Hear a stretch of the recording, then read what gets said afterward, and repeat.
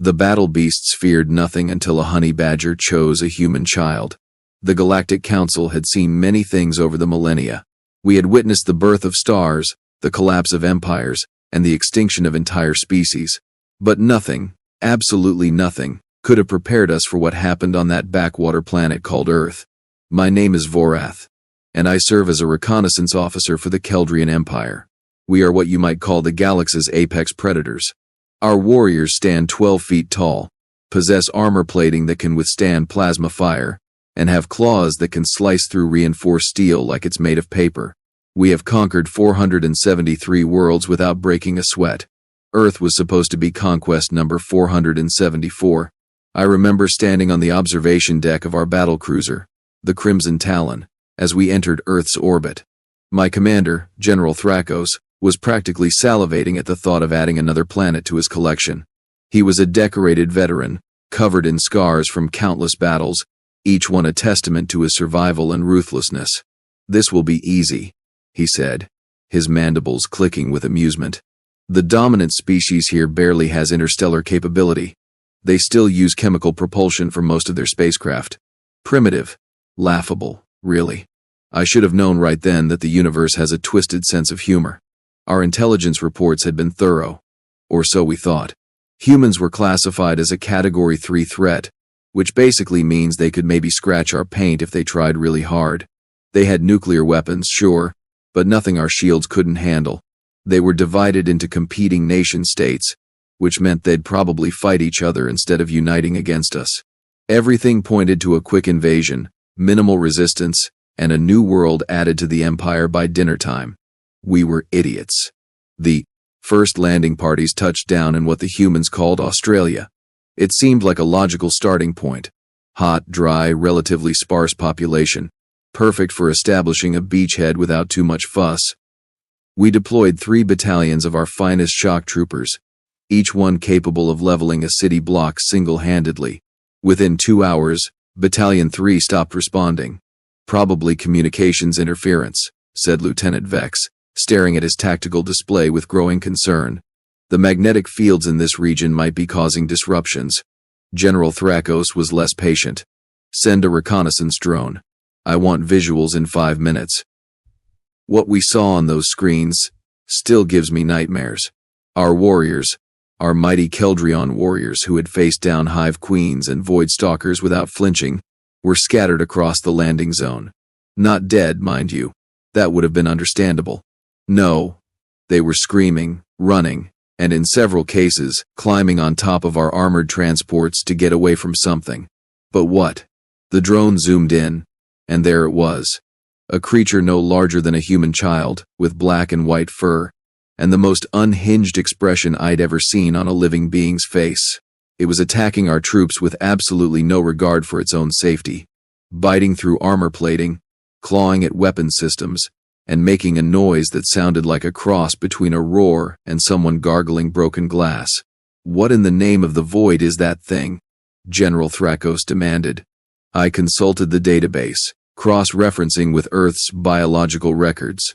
"Sir, according to the taxonomy files, that's a Mellivora capensis. Common name, honey badger." "Honey badger?" The general repeated the words like they were a bad joke. "It has honey in its name. How dangerous could it possibly be?" Oh, how wrong we were. How spectacularly, catastrophically wrong. The creature, this honey badger, had apparently decided that our landing zone was its territory, and it was not pleased about uninvited guests. It had already disabled 3 of our heavy combat mechs, bitten through the power cables on 2 personnel carriers, and was currently attempting to dig its way into a supply depot where several soldiers had barricaded themselves. "Send in the battle beasts," General Thrakos ordered. "If our troops can't handle one small mammal, well, use the predators we brought from Korvax Prime." The battle beasts were our secret weapon, or at least one of them. We had collected them from Korvax Prime, a death world where everything had evolved to kill everything else. These creatures were 8 feet long, had jaws that could crush bone like candy, and possessed a hunting instinct so refined they could track prey across continents. We had used them on dozens of worlds to flush out resistance fighters and terrorize populations into submission. We released 3 of them into the landing zone. 30 seconds later, all 3 battle beasts were fleeing in the opposite direction, tails tucked, making pitiful whimpering sounds. The honey badger stood its ground, covered in wounds that would have killed most creatures, looking absolutely furious that Wed sent more opponents for it to humiliate. "This is impossible," Lieutenant Vex muttered. "Nothing scares the battle beasts. Nothing." General Thrakos slammed his fist on the console. "Recall all ground forces from that sector. We will sterilize the area from orbit and try a different landing zone." And that, ladies and gentlemen of the Galactic Council, is how we learned our first lesson about Earth. The planet didn't play by normal rules. The creatures here had evolved in an environment so hostile, so unforgiving, that they had developed a level of determination and sheer stubbornness that defied all logical analysis. But the honey badger incident was just the beginning. Oh, if only it had ended there.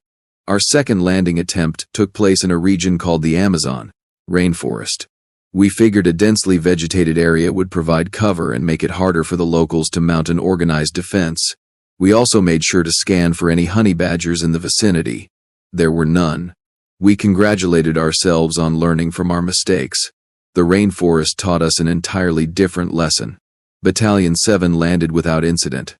The soldiers reported seeing various life forms, but nothing that seemed immediately threatening. There were birds, insects, some small mammals, standard biodiversity for a Class M planet. They began setting up a forward operating base near a river. Then Private Kelmar decided to relieve himself behind a tree. His screams were cut short by a sound our audio sensors could only describe as aggressive hissing followed by a wet crunching noise. When his squad mates found him, he was covered in massive ants, each one the size of a human thumb, and they were systematically dismantling his armor with their jaws. Bullet ants, I read from the database, possessing the most painful sting in the insect world. Named because victims report the sensation as comparable to being shot. "They're insects," General Thrakos roared. "Our armor is rated to withstand plasma fire. How are insects penetrating it?" The answer was simple and terrifying. They weren't penetrating the armor. They were getting inside it through the ventilation ports. And once inside, they were stinging every exposed bit of flesh they could find. Our soldiers were elite warriors, trained to withstand torture. But these ants brought grown Keldrians to their knees within minutes. While Battalion 7 was dealing with the ant situation, Battalion 8 encountered what the humans called a jaguar. Now, we had seen big cats before. The universe is full of predatory felines. They typically hunt prey smaller than themselves and avoid confrontation with obviously superior forces. This jaguar apparently hadn't read that manual. It attacked a fully armed patrol, killed 2 soldiers before they even knew what hit them, and vanished into the jungle with one of our plasma rifles clenched in its jaws. The surviving soldiers opened fire on anything that moved, burning down half an acre of rainforest in their panic, which is when they disturbed a colony of army ants. I will spare you the details, but suffice it to say that Battalion 8 had to be evacuated by air, and several soldiers required extensive medical treatment for what our doctors delicately called comprehensive dermal trauma. In layman's terms, they had been eaten alive while still conscious. General Thrakos called an emergency strategy meeting. "This planet is a death trap," he announced. "Everything here is trying to kill everything else. How did the dominant species even survive long enough to develop civilization?" That was an excellent question, and the answer would come back to haunt us. While we were regrouping, one of our scout ships was conducting surveillance over a rural area in a place called Montana. The sensors detected a small settlement. Population maybe 300 humans. Perfect target for demonstrating our might and forcing a surrender. We sent in a single combat walker, basically a 20-foot-tall mech armed with enough firepower to level a city block. The pilot, a veteran named Corvus, landed in the center of town and activated the external speakers. His job was simple: deliver the standard surrender ultimatum, look intimidating, and wait for the inevitable capitulation. He began his speech, something about resistance being futile and submission being the only path to survival.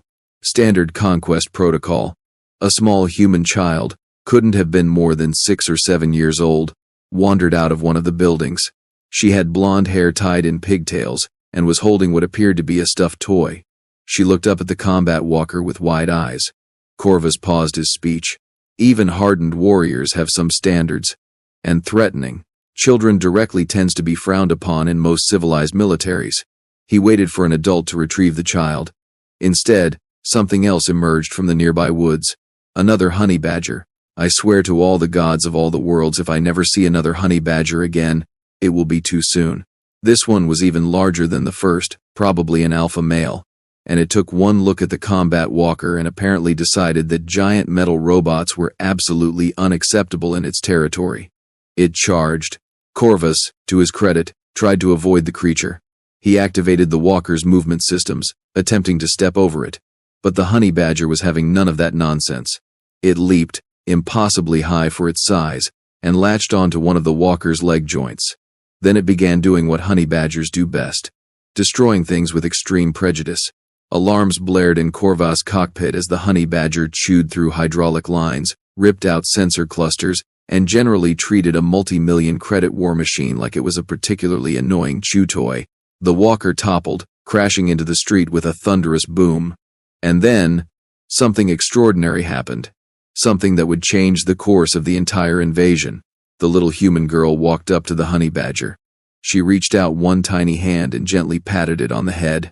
The honey badger, this creature of pure concentrated rage that had just dismantled a combat walker, sat down and made a sound that our translators identified as purring. The girl looked up at the downed mech where Corvus was frantically trying to restart his systems. She pointed at him and said something in her local language. Our translators picked it up. Bad robot, scaring people. The honey badger looked where she pointed. Then it looked back at her. Then it looked at the combat walker again. And it smiled. I didn't know honey badgers could smile. But this one definitely did. It was not a friendly smile. It was the smile of a creature that had just been given permission to do what it loved most. Corvus managed to get his hatch open and evacuate just seconds before the honey badger resumed its assault on the walker. By the time rescue arrived 30 minutes later, the combat walker had been reduced to scrap metal, and the honey badger was sitting calmly next to the little girl, who was feeding it what appeared to be sandwiches from a lunchbox. Get me out of here, Corvus screamed over the comm. That thing is partnered with a human child. They are working together. General Thrakos stared at the footage in stunned silence. Humans, he said slowly, have domesticated the most aggressive creature on this planet. They have formed alliances with them. They are using them as weapons. Lieutenant Vex pulled up additional data. Sir, our researchers have been analyzing Earth, social media, and video platforms. Humans have a relationship with hundreds of species on this planet. They keep massive predators called dogs as companions. They have bred cats, smaller versions of those jungle hunters we encountered, and allowed them into their homes. There are humans who work with bears, sharks, even venomous snakes. They call it conservation and wildlife rehabilitation. Why would they do that? I asked. What possible evolutionary advantage could there be to befriending creatures that could kill them? The answer came from an unexpected source. One of our xenobiologists, a Keldrion scientist named Dr. Vela, had been studying human behavior patterns. She appeared on the command screen looking simultaneously fascinated and disturbed. Commander, she began, I think I've figured out why humans are the dominant species on Earth. It's not because they are the strongest or the fastest or the most venomous. It's because they are the most persistent and adaptable. Humans evolved as endurance hunters. They would chase prey for days until the animal literally died of exhaustion. They survived ice ages, droughts, floods, and volcanic eruptions. And somewhere along the way, they developed an unusual trait. Which is, General Thrakos demanded, they adopt things. Anything. Everything. If a human sees a creature that is hurt or alone, their instinct is to help it. They will bond with creatures that should by all rights eat them. They've done it with wolves, which became dogs. They've done it with big cats, which became barn cats and then house cats. They even did it with horses, turning prey animals into partners. And most terrifyingly, they can sometimes extend that bonding behavior to creatures that have no interest in being domesticated. Like honey badgers, I said quietly. Exactly like honey badgers. Sir, we are not facing a divided, primitive species. We are facing a species that has spent millennia turning this death world into their home by making alliances with everything that could kill them. And if they are doing it with animals, what makes you think they won't try it with us? The silence on the bridge was deafening. General Thrakos finally spoke. Continue surveillance. I want to know everything about human-animal relationships, and someone find out if there are any more honey badgers in the invasion zones. I am not losing another battalion to a creature named after a sweet food product. But the damage was already done. Word had spread through our ranks about the honey badgers and their terrifying partnership with humans. Morale was dropping faster than a ship with no engines. Soldiers who had faced down hive queens without flinching were now nervous about landing on a planet where the wildlife worked security detail for the locals. And we still hadn't actually engaged any organized human military forces yet. That was about to change, and when it did, we would learn that everything we'd experienced so far was just the warm-up act. The real show was about to begin, and it would teach us why humans had survived and thrived on a planet that seemed specifically designed to kill them. But that, as they say, is a story for another time. General Thrakos was not a patient being under the best circumstances. After losing multiple battalions to wildlife, he was downright murderous. He decided that enough was enough. We would bypass the rural areas entirely and strike directly at a major population center, show overwhelming force, break their will to resist, and end this embarrassing campaign before word got back to the Imperial homeworld that we had been stymied by fuzzy mammals. The target was selected, a coastal city called San Diego, located in what the humans called California. Population approximately 1.4 million. Significant military presence, including a naval base, perfect for demonstrating Keldrion superiority. We assembled our full invasion fleet in orbit, 15 capital ships, 40 destroyers, and 200 dropships loaded with our finest troops. This was not a scouting mission or a probing attack. This was total war. Begin orbital bombardment of military installations, General Thrakos commanded. Then we land and accept their surrender. The first volley of plasma torpedoes streaked toward the surface, targeting the naval base and surrounding infrastructure. We watched the tactical display, waiting for the satisfying blooms of destruction. Instead, something incredible happened. The torpedoes exploded in mid-air, intercepted by missiles launched from ground-based defense systems. Within seconds, dozens of human aircraft were airborne, climbing toward our position at speeds that frankly shocked our sensors. "Those are primitive chemical rockets," Lieutenant Vex shouted. "How are they tracking our ordnance?" The answer became clear as human missiles began slamming into our destroyer screen. These were not the crude nuclear weapons we'd anticipated. These were precision-guided munitions with targeting systems that somehow locked onto our ships despite our stealth fields and electronic countermeasures. "Sir, we are taking casualties," Tactical Officer Marn reported. "The humans have some kind of integrated defense network. Every weapon system in the region is firing at us simultaneously," General Thrakos snarled. "Impossible. Our intelligence said they were fragmented nation-states. They should not be coordinating like this."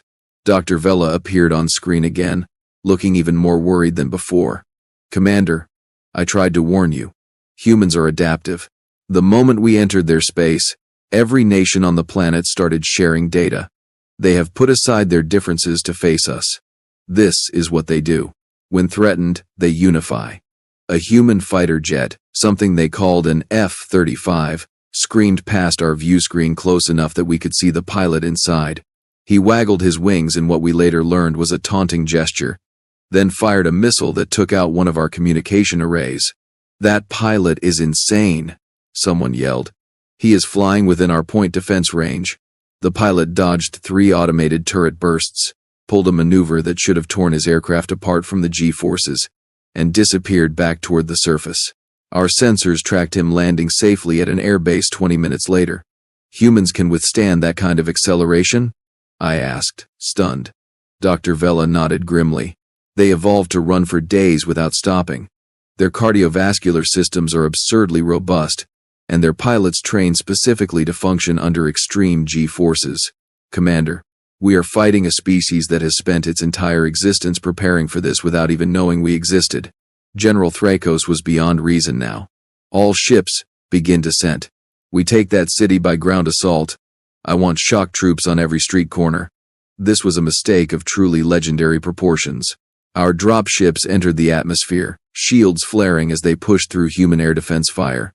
We lost 30 ships before reaching deployment altitude, but the rest made it through.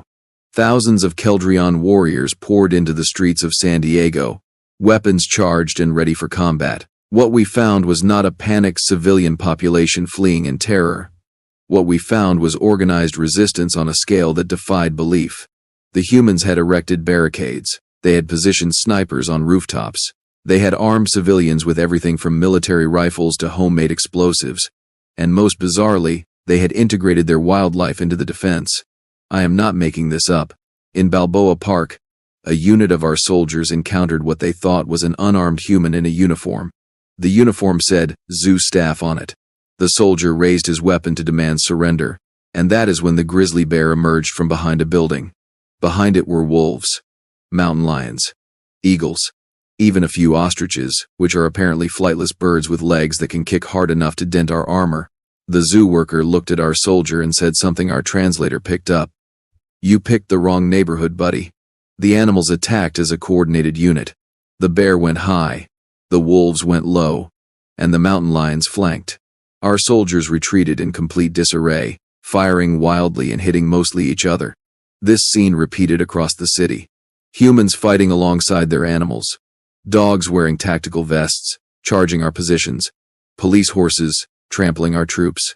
Someone even released sea lions from the aquarium, and they proved surprisingly effective at ambushing soldiers near the waterfront. But the absolute worst encounter happened in a residential neighborhood near Mission Bay.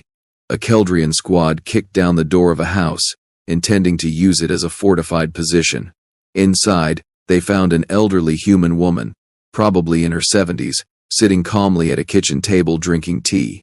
"You need to evacuate, human," the squad leader said, trying to sound authoritative. "This structure is now property of the Keldrion Empire."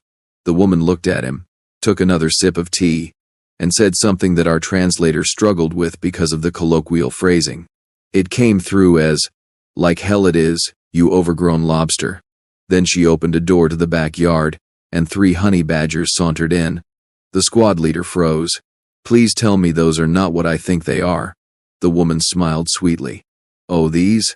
I rehabilitate wildlife. Found these 3 as babies after their mother was hit by a car. Raised them by hand. They are practically family." She pointed at the Keldrion soldiers. "Boys, these rude gentlemen want to take our house." What happened next is mostly redacted from official reports because General Thrakos said it was too humiliating to document. I will simply say that the squad evacuated through a window, leaving behind their weapons, their dignity, and in one case, a boot that a honey badger refused to let go of. The woman, whose name we later learned was Margaret Callahan, became something of a folk hero to the human resistance. There were videos of her circulating on human internet within hours, showing her feeding her honey badgers while casually discussing her plans to defend her home from alien invasion. Meanwhile, the battle for San Diego was going catastrophically wrong. Human military units were engaging us with tactics that seemed specifically designed to counter our advantages. They used the urban terrain to negate our superior firepower. They employed hit-and-run attacks that prevented us from establishing secure positions. And worst of all, they had somehow convinced the local wildlife to join the fight. On the 3rd day of the assault, a pod of dolphins began attacking our naval vessels in the harbor. Dolphins, aquatic mammals, were ramming our ships and disrupting our supply lines. "How are they controlling the dolphins?" General Thrakos screamed. A captured human marine, a woman, named Lieutenant Emma Garcia, laughed when we asked her. "Controlling them? We are not controlling them. We just asked nicely. Dolphins hate bullies. They are helping because they want to." This broke something fundamental in our understanding of warfare. Animals do not choose sides in conflicts. They do not have concepts of justice or territorial defense beyond their immediate needs. Yet here were Earth creatures fighting alongside humans against a common enemy. Lieutenant Garcia seemed to sense our confusion. "You want to know why you are losing? I will tell you. Every species on this planet has been trying to kill us since we climbed down from the trees. We have been bitten, stung, poisoned, mauled, and eaten by everything from mosquitoes to sharks. And we survived by learning to understand them, respect them, and sometimes befriend them. You show up with your big ships and scary weapons thinking you are the apex predators? Welcome to Earth, where humans are the species that made friends with wolves and convinced them to become dogs. She leaned forward, her eyes hard. You are not fighting just humans. You are fighting 10,000 years of partnership between humans and every creature that decided we were worth keeping around. Good luck with that. General Thrakos ordered a full retreat from San Diego 4 hours later. We had lost 60% of our ground forces, multiple capital ships, and most importantly, the psychological advantage. Word was spreading through the fleet faster than I could contain it. Earth was unconquerable. The humans were too crazy, too adaptable, and they had weaponized friendship with the local ecology. Back in orbit, battered and humiliated, we received a transmission from Earth. It came from the United Nations, which had apparently decided to speak for the entire planet. The face on the screen was an older human male with gray hair and remarkably calm demeanor considering his planet was under invasion. He introduced himself as Secretary General David Kamani. To the Keldrion Empire, he began. We acknowledge your superior technology and military capabilities. However, we believe you have now gained sufficient understanding of Earth and its inhabitants to recognize that occupying our world would be costly beyond any reasonable benefit. We propose a ceasefire and negotiations. General Thrakos was incredulous. You are surrounded. Your cities are vulnerable. You cannot possibly defeat our entire fleet. Secretary General Kamani smiled slightly. Perhaps not, but how many more soldiers are you willing to lose to honey badgers? How many ships will you sacrifice to wildlife that humans have befriended over millennia? How many embarrassing defeats can your empire sustain before your own people start asking questions? He was right, and we all knew it. Even if we eventually overwhelmed Earth through sheer numbers, the cost would be staggering. And the humans had proven they would never stop resisting. Worse, they would probably befriend any creatures we brought to intimidate them. There was also the matter of the video recordings. Humans had documented everything. Combat footage showing Keldrion warriors fleeing from elderly women and small mammals. Our mighty battle beasts whimpering in fear. Soldiers abandoning equipment because a girl with pigtails and her honey badger companion had disabled a combat walker. If these recordings reached other species in the galaxy, the Keldrion Empire would become a laughingstock. Our reputation as fearsome conquerors would be destroyed. No world would fear us again. They would just get honey badgers. What are your terms? General Thrakos asked quietly. Simple. Secretary General Kamani replied. You leave. You do not come back. And in exchange, we will classify all combat footage as restricted and not share it with the galactic community. Your secrets stay here, and Earth remains independent. There was a long pause. Finally, the general nodded. Agreed. As we prepared to depart Earth orbit, I found myself staring at the blue-green planet below, trying to understand what had just happened. We had not been defeated by superior technology or overwhelming firepower. We had been defeated by a species that had survived by making friends with creatures that should have killed them. Dr. Vela appeared beside me at the observation window. Fascinating, is it not? Humans call it the domestication process, but it is really something much deeper. It is empathy weaponized across species barriers. They look at a creature that could harm them and ask, what if we were friends instead? And somehow, impossibly, they make it work. That honey badger with the little girl, I said. Why did it protect her? Because she fed it, cared for it, probably saved its life at some point. Humans have this ability to create bonds based on kindness rather than dominance. It is their superpower, and it makes them far more dangerous than any weapon we could build. The fleet jumped to hyperspace, leaving Earth behind. The official report stated that the planet was unsuitable for colonization due to hostile environmental conditions. Technically true, but missing the real point. 3 months later, I was transferred to a desk job analyzing potential conquest targets. One of my first tasks was to update the threat assessment for Earth. I changed their classification from Category 3 to Category Omega, reserved for civilizations that pose existential threats to the Empire. My supervisor questioned the classification. They barely have faster-than-light travel. They are still centuries behind us technologically. How can they be Category Omega? I attached the video of Margaret Callahan and her honey badgers to my report, because they are humans, sir. They survived a death world by befriending everything that tried to kill them. If we give them time to reach the stars, they will probably try to befriend us too. And given their track record, they will probably succeed. Then, where will we be? The supervisor watched the video, his mandibles hanging open in shock as honey badgers chased fully armed Keldrion soldiers through a suburban home. Recommendation? Leave them alone. Forever. Put Earth on the permanent no-contact list. Tell every species in the galaxy that the third planet in the Sol system is off limits. Because if humans ever make it out here, they will not conquer us with weapons.